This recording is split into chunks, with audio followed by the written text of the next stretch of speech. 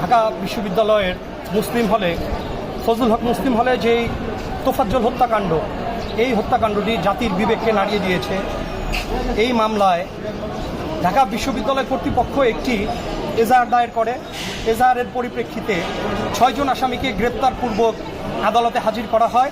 আজকে আদালতে হাজির করার পরে এই 6 জন আসামি স্বইচ্ছায় স্বপ্রণোদিতভাবে 164 করতে, দ্যাট মিন্স স্বীকারোক্তিমূলক জবানবন্দি দিতে সম্মত হয়।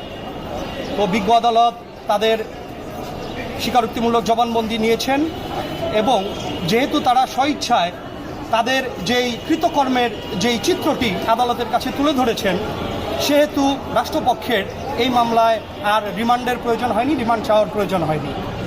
তো এই মামলার এজাহার সম্পর্কে একটু বলতে চাই। বিশ্ববিদ্যালয় কর্তৃপক্ষ যখন এজাহারটি করেছে, বিশ্ববিদ্যালয় কর্তৃপক্ষ বলেছে যে একজন ভবঘুরে মানুষ তোফাজ্জল, সে 18 তারিখ সন্ধ্যা 7:45 ঢাকা বিশ্ববিদ্যালয়ে প্রবেশ করে এবং তাকে কিছু উত্তেজিত ছাত্র ধরে তাকে মারপিট করে এবং রাত্রেবেলা 4 ঘন্টা তাকে অত্যাচার করার পরে তাকে হসপিটালে পাঠানো হয়।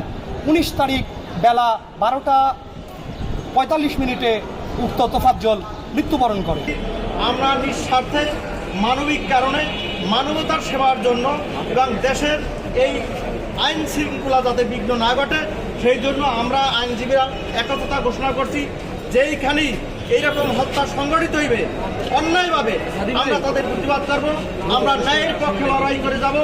একটা ছেলেকে, যে ছেলেটা একটা মানসিক প্রতিবন্ধী, মানসিক ভারসাম্যহীন, সেই ছেলেকে হাসি হাসি করে এই নৃশংসভাবে আসামিরা হত্যা করেছে, পরিকল্পিত হত্যা করেছে এবং দেশের অস্থিতিশীল পরিস্থিতি সৃষ্টি করার জন্য আজকে বিবেকী নারদের সারা বিশ্বকে বিবেকী নাড়া দিয়ে দিচ্ছে। এই ছেলেদের উচিত ছিল ঢাকা ইউনিভার্সিটি থেকে চিকিৎসা করা, সেই চিকিৎসা না করাইয়া সেই ছেলেকে নির্মমভাবে হত্যা করিয়াছে।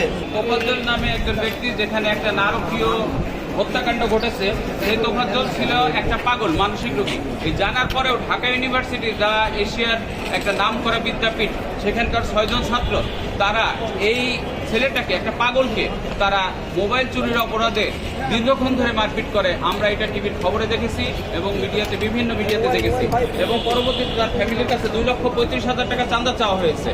এটা একটা কত জঘন্য একটা পাগল, তাকে আটকিয়ে তাকে মারধর করা হয়েছে, তাকে জোর করে খাওয়ানো হয়েছে, তাকে এটা বলা হয়েছে যে তুমি যতক্ষণ খাইতে পারবা ততক্ষণ পর্যন্ত তুমি বাঁচবা, তুমি খাইতে পারবা না তোমাকে মেরে ফেলা হবে। এবং ঠিকই তাকে এই পরিমাণ মারপিট করা হয়, সর্বশেষে সে মারা যায়। এই আসামিরা, এই 6 জন আসামি, তারা আদালতে আজকে 164 ধারা জবানবন্দি দিয়েছে। তাদেরকে কোনো রিমান্ড চাওয়া হয়নি, যেহেতু তারা আজকে 164-এ তাদের সেই স্বীকারোক্তি দিয়েছে এবং তারা পরিষ্কারভাবে স্বীকার করেছে যে এই ঘটনার সাথে তারা ওতপ্রোতভাবে জড়িত। শিয়া বাটার ও ভিটামিন ই সমৃদ্ধ lily glam beauty soap. Lily, always be beautiful.